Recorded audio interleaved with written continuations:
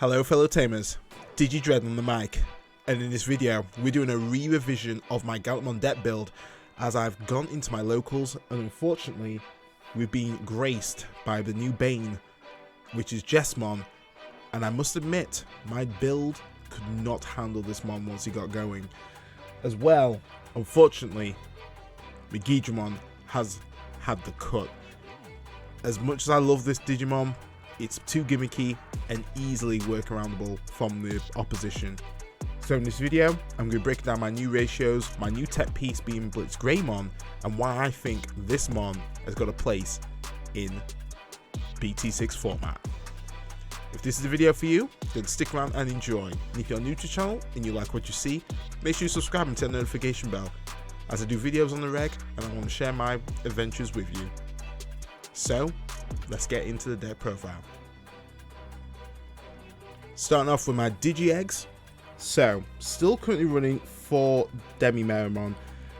Still easily effective. Obviously the main premise of this deck is still Gallantmon. That is the main focus. So Gallantmon is basically achieving the security checks while swinging at the player. So this is the reason why DemiMeramon is still effective, because of the 1000 DP that it does gain when swinging at a player, which is hella useful.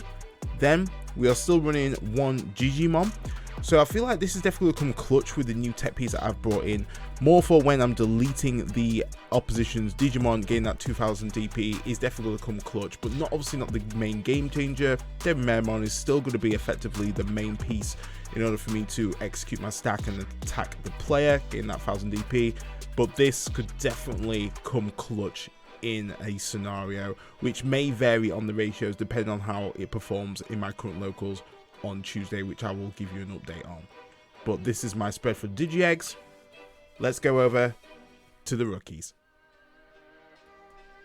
So for the rookies, currently round 12, but now I'm running 13. Starting off with Guilmon, now running at 3 instead of 4. The reason why I've made this slight adjustment is because as much as I love Guilmon, having 4 increases the odds of having it in my security, which is unfortunate because it currently only has 2000 DP, which is not going to slay the opposition who's going to be swinging into it. As much as I love the Warp Digivolve capability, when the opposition has a level 6 or higher Digimon in play, I can Digivolve into Gallantmon for a cost of 4, excluding, ignoring any form of requirements. This was very niche and very situational, and at times I didn't actually get Guilmon in play in order for me to fully utilize it. And though when it did pay off, it was fantastic, but it's still slightly a little bit gimmicky. But it is a good option in order for me to kind of get back into the game. So it's the reason why I've not fully ruled it out, because it is a powerful ability. It is somewhat a little bit niche. Then it still has an awesome inheritable, which on turn, when the opponent is deleted their Digimon, you able to essentially draw a card. So that nice additional draw power is fantastic. But I do like having Guilmon. If I'm gonna have him as a stack, it would essentially be the secondary stack more than the primary stack, because I do like having the DemiMeramon comboing into Agumon for granting that 2000, meaning that they're gonna have 3000 DP, as well as the Greymon Volcdramon stack of security attack by additional 1, and then going into Gallet, which just means that Gallet's just going to be swinging in at the player pretty nicely with that combination. But having the additional draw power capability is also a good thing to have still in this deck. So this is the reason why I currently run 3 instead of 4. So running still 4 offs is Monodramon. Monodramon is a great card to be putting down as a nice hard play, just due to the play cost of 2. Great for getting bodies on the board and just build up additional stacks if you do have the cards, just to drive those evolutions, to drive that draw power, which is going to be handy for you to get the cards that you need to execute optimal plays. So this is the reason why I'm still running 4 of Monodramon in the deck. Then one of the core pieces is going to be running that 4 Agumon from the new starter deck. Still a fantastic card, still my main go-to when building up my stack in the raising area, just because of that 2000 DP game when swinging at the opposition. Tag team that up with DemiMeramon. Absolutely beautiful stack going into my Greymon and Volcdramon, then eventually either BlitzGreymon or Gallantmon. So it's the reason why I still run 4 in the deck. And then my new tech piece that I'm running in, which is going to be my Agumon from the BT5 series. So this right here is absolutely fantastic because on play, reveal 3 cards from the top of your deck, add 1 Digimon card with Greymon in its name other than DarkTyrannomon, BlitzGreymon, and Dex DarkTyrannomon, and 1 Digimon card with Omniomon in its name, and then put the rest in at the bottom of your deck in any order. So the thing that's really good with this is that I run currently at least a Greymon in Champion, Ultimate, and now Mega stages. So this is going to add that nice bit of searching capability, which is perfect for me, and especially to get Omniomon as well. The red memory boost was good, but if I stumbled across my Omniomon, I couldn't draw it out, unfortunately, because it's not classed as a red card, which, you know, isn't ideal. So this is a nice little bit of tech piece that I'm running. I'm currently running 2. Don't really want to focus on running more than 2, because ideally I just want to be hard playing this down as just like a nice secondary option, just to kind of get some crucial cards in order for my stacks to kind of run more efficiently. If there's going to be a Greymon just sitting at the top, it means I can just draw it out quickly and maybe able to get the tempo play that I need in order to get my plays more efficiently in that particular turn. But they're my rookies. Let's go over to my champions. Over to the champions, originally around 12, now I'm running it down to 11. So now I'm running Growlmon at 2. Growlmon is a fantastic Digimon to play down for hard play at 4, which is great, especially if you've not got the mons that you need in your hands. It means that you can just go in with this and start building that stack to Ultimate, then to Mega. Well, it does have that 5k DP value, so you could go in for a cheeky swing if you wanted to. But if you was going to build up a secondary stack, it does grant you additional memory if you delete the opponent's Digimon, which is fantastic because you can then perform some more optimal plays. So paint this scenario, if I was going to swing and I had a memory cost of 0 currently at the moment, then if I manage to delete their Digimon, I'll knock myself back up to 1, and it means that if my actual other stack was going to go into Mega, depending on what Mega I was going to go into, if it was a cost of 3, it means I put them at 2. If it was a cost of 4, it means I put them at 3. So if they did have a Tamer that actually just resets them to 3 anyway, it means that you've played a nice optimal play in order for you to not lose out. So this is the reason why I like Groundramon for that aspect, and I don't think I need to run any more than that, as it's not the main form of play that I'm going to execute, but a good side option if needs be. Then I run 2 Coredramon. So originally I did run Monodramon as my main blocker, but the issue that I kind of had was that just the DP value of 5,000 originally just wasn't that great in order for me to essentially, you know, block any form of damage, which isn't great, especially to kind of slow down the opponent. The thing that I kind of like about this is the fact that if I want to hard play this, it's only at 5, which is not too bad at all, where Monodramon is at 6, and obviously I'm losing that DP because Monodramon is more for the more tempo plays than essentially being a blocker. So this was definitely recommended at my locals to kind of run some Coredramon instead of Monodramon. So I'm going to take their advice and I'm going to run that at 2 right there. It means that I do have some good options to block incoming damage, and then also be kind of affordable if I want to hard play that bad boy down. So still on terms of the tempo plays, still run 4 DarkTyrannomon. Absolutely fantastic. I love this mon to death just for that tempo option, and also a nice 6k body out on the field, which means putting that work there too. Nothing much more to say. It's definitely more core if I'm kind of going into my RizeGreymon, just because if I do want a Digiburst, I'm not losing out on any form of inheritable, which is fantastic. And then lastly, I'm going to be running 4 Greymon from the first starter deck. Currently, I'm waiting for my 4th one in the post, but this is going to be the bread and butter. Ideally, I want to be building my stack up with this mon, just due to that security check right there that I'm going to have additional. Then obviously going to my ultimate, going to Volcdramon, which is going to give me additional security check. This is definitely the go-to for this deck, the main prime piece for that. So raising area stack, tempo play, blocker / hard plays right here. which is definitely going to be helpful for this deck. And I feel like 11 is a decent number because originally I was running into more champions than actual rookies. So to have this slightly lower means that I'll be able to do some more Digivolutions than actual hard playing. So that's the reason why I'm running 11 champions in the deck. So let's go over to the ultimate. Over to the ultimate. Originally was running at 7, but now I've had to crank that bad boy up to 8. Starting off with a new ratio of RizeGreymon, now running at 2 instead of 3.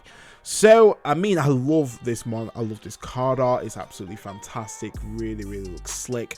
But I had to run it at 2. The reason why is that it's very situational, and as much as it is still useful in the deck, so it's not going to be completely removed, because if I'm able to Digiburst 2 of my Digimon underneath this stack, it means I can play a Tamer card out for free, which is fantastic, and it works well with his Inevitable. When attacking, if you have a Tamer in play, one of your opponent's Digimon gets 2000 DP, minus 2000 DP, for the turn, which is really good in order for me to clap cheeks. But the thing that I found is that I was running into so much of these too often, it wasn't a great setup in order for optimal plays, and I feel like 2 is definitely just the right amount. As much as I'd like to get a Tamer out, I still have the option to hard play it. You know, being able to use this ability is great. It means I do get a Tamer out for free, but it's not the be all or end all. So this is the reason why I've had to decrease this down to 2 in order for me to get the main core piece of my deck, being Volcdramon, running now at 4. So originally I ran this at 2, but I realized the importance of what my deck is actually trying to achieve, and it's getting that additional security check right there.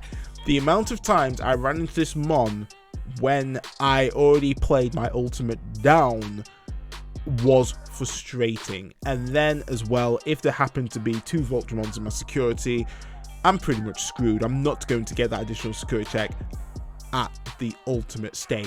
So this is the reason why I've cranked this to 4, to obviously increase that probability up, because like I say, very crucial in order for my Gallantmon or my BlitzGreymon to do additional security checks. And then lastly, I'm still running Groundramon at 2. Groundramon is a fantastic mon to be busting out, especially if I just need to get those core plays involved, ready for the megas.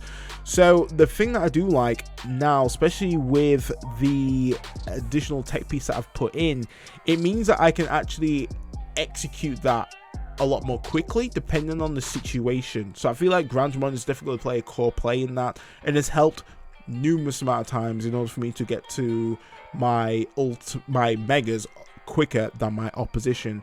So I'm still running them at 2 because I still bump into this mon very, very effectively, and I feel like I don't need to increase it anymore because I don't really want to, you know, I want this to be the primary thing that I bump into more so than my RizeGreymon or Groundramon. So this is the reason why I'm running now 8 of these mons.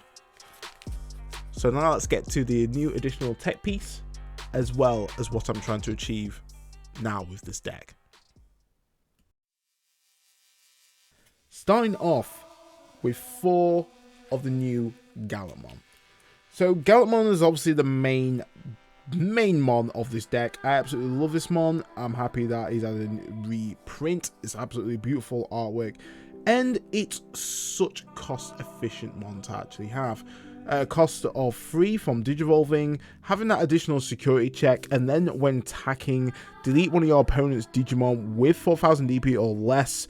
If not, then you can gain 3000 DP for the turn. Is so nice. Obviously, you're going to remember he's going to be having DemiMeramon and also Agumon in the stack as well. So the reason why I love using this mon to sweep out games is because of that situation, because it's obviously going to be, you know, occasionally might be deleting another Digimon, means that depending on my other stacks, if I'm running with Growlmon, it will trigger that ability. If I'm running with Guilmon on the field, also trigger that draw power and also that memory gain. So it does a lot for very little cost, which I massively appreciate right there.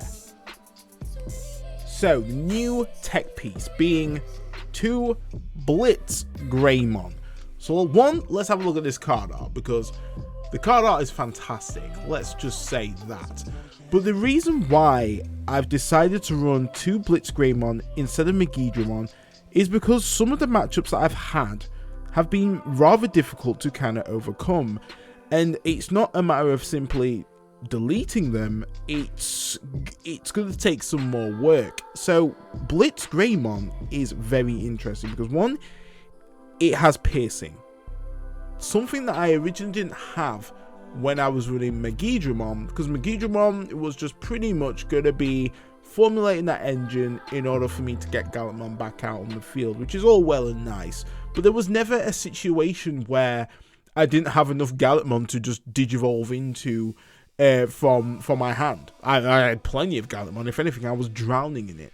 But the issue that I had is that I was easily blocked. As soon as Jesmon gets going, gets cheeky attacks in, starts bringing out more Systemons with blocker, I couldn't do that much at all. If you know, I really had to depend on some form of removal. And I mean, if I've got Gaia Force, banging, it was fantastic. But ideally, what I needed was a mon that can somewhat get rid of Jesmon and also be able to still pierce and still get those security checks in, so my momentum is always going instead of being instantly halted. So this is the reason why I've got BlitzGreymon in the ring, because when I'm digivolving, it triggers Digivolution 2 on one of your opponent's Digimon, which can trash up to 2 cards from the top card, which is fantastic. So scenario would be having if you're versing Jesmon, it'd be Jesmon and Savior Hookmon. You mean you can just literally trash them to their trash, which is fantastic. And then if the opposition is going to plant a block with one of their Systemons, it means that I'm still going to be getting those security checks in, or at least giving the opposition an option to either block or just let the attack roll through. It's completely up to them. So this is the reason why I feel like BlitzGreymon has actually got a good place in this format. Another scenario that I had was Craniumon, is I couldn't remove Craniumon by any form of card deletion, which was annoying, and it could restand itself. So there was never a time that I could actually remove that card. At least with BlitzGreymon, if I digivolve into this boy, Digivolution can kind of come in and just get rid of that mon, because that presence, I couldn't do anything with Systemons. It just meant that they were just fully protected. There was nothing I could do against them. So this is the reason why I've actually brought BlitzGreymon into the ring, because I've got that option of piercing, I've got that Digivolution to stop their momentum, getting rid of their core pieces, putting them instantly in the trash, not triggering any form of effects. I feel like this mon has got a good place in this current meta at the moment, because I feel like piercing is definitely going to be one of those things that's going to be good, and Digivolution is also going to be incredibly strong. So I'm currently running 2 in the deck as my main tech piece to replace Monodramon, as I'm going to find a lot more worth with this mon, especially with the new additional pieces that I've put in with the Agumon from BT5, enabling me to actually search out this mon if it's in my deck, which is going to be fantastic. And then to complement Omniomon that I'm still running at 2, giving me once again more options to more confirm victory. By if I run that Agumon, if I manage to search out BlitzGreymon and Omniomon, boom, that's my combo pieces already in play, ready for me to claim the victory, which is fantastic. So BlitzGreymon is just there to essentially finish games, and there's so many times that I was in my last local session that I was just one turn away from finishing with this boy. and if I just happened to have that additional search option and managed to get these pieces, I probably could have finished the game a lot more sooner. Once again, you know, it's very situational, very RNG reliant, but the fact that I can see the plays actually playing out nicely, I just need to have that more effective draw power to get these out at the right time. So I feel like with the combination of my new piece with Agumon, with new BlitzGreymon and Omniomon still in deck, I feel like this is definitely going to work out a lot better than having Monodramon, which was once again very gimmicky and just didn't quite work out as well as I thought. And it's those kind of matches and those learnings that you need to kind of apply to your deck in order to get better as a player. So these are my megas. Let's finally discuss the Tamers and option cards. So I run 10 option cards / tamer cards in my deck, starting off with the tamer cards, rocking with 3 Ty from the BT1 set. Absolutely beautiful card to have, and a great ratio as well, because let's just say you're gonna be bumping into this guy. If he's in your security, perfect.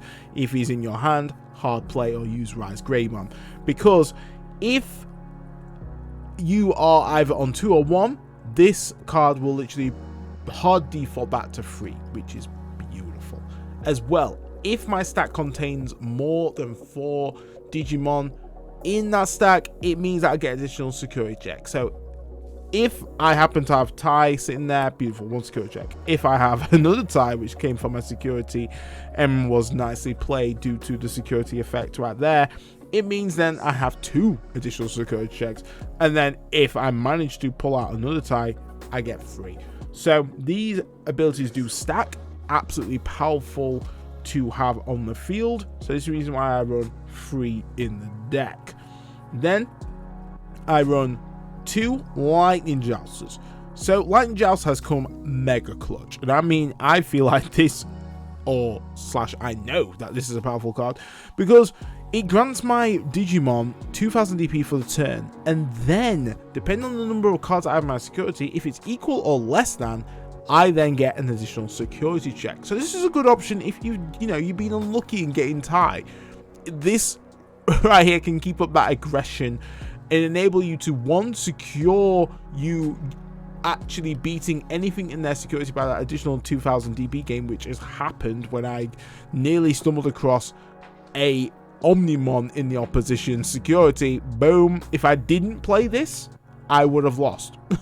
Legit would have lost, but because I did play it, I won. So I feel like there's definitely a lot of room for this option card to be played in this current BT, which is fantastic and it's good to see. But ideally you could either knock the ratios down to 1, but I do like 2 just for that consistency, and if it is in my security, it means I can drop this into my hand and it could be crucial for you to secure win, which, I mean, we like taking those W's.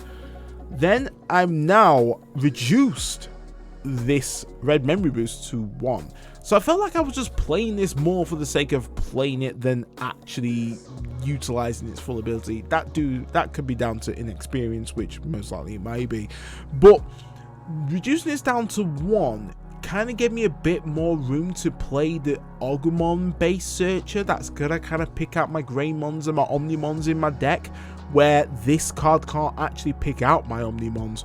So for people who don't know, when you play down this card, you can reveal the top 4 cards in your deck.